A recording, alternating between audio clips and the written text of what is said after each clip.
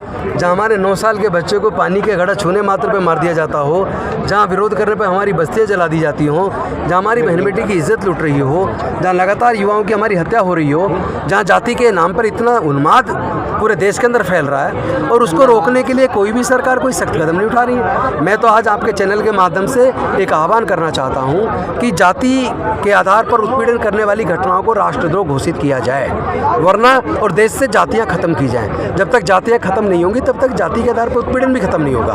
लेकिन सर 85% सबसे ज़्यादा हिंदू बना बैठा है, जिसका सबसे ज़्यादा अत्याचार हो रहा है। अब वो 85 को समझ में आ रहा है धीरे धीरे, क्योंकि सबका दर्द एक है। ये लोग जो जातियों में बटे लोग हैं, अपनी जाति को छोड़कर अपने बुजुर्गों की सांस्कृतिक विरासत में वापस आने वाले, सब बौद्ध बनने वाले हैं। आप भी देखें, आपकी आंखों के सामने करोड़ों लोग। सर अभी मोदी सरकार ने 9 से 50 करोड़ का दलितों के लिए पैकेज घोषित किया है, क्या कहना चाहेंगे इस बारे में?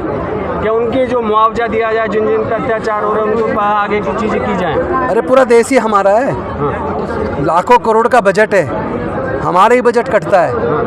और अगर पेपर पे दिखा भी दिया तो इम्प्लीमेंटेशन ठीक नहीं होता। योजना बनती है तो उसमें ऐसी शर्तें डाल दी जाती है ताकि इफेक्टिव इम्प्लीमेंटेशन ना हो, लोगों को लाभ ना मिले।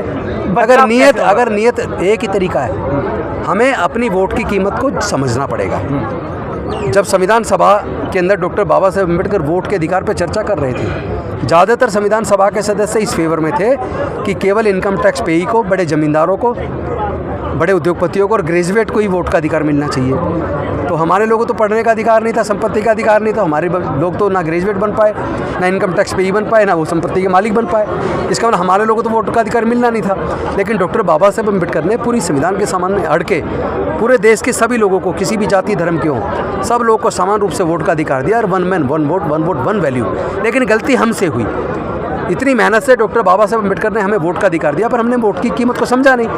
हम शराब की बोतल में 1000-2000 रुपये में 10-20 किलो अनाज में अपनी वोट बेच देते हैं। और वो लोग हमारी वोट को जिनके पैसे से खरीदते हैं, उन्हीं पूंजीपति के हाथ देश को बेच देते हैं, सारे देश के संस्थान बेच दिए। हमें अब अपनी वोट की कीमत को समझना पड़ेगा।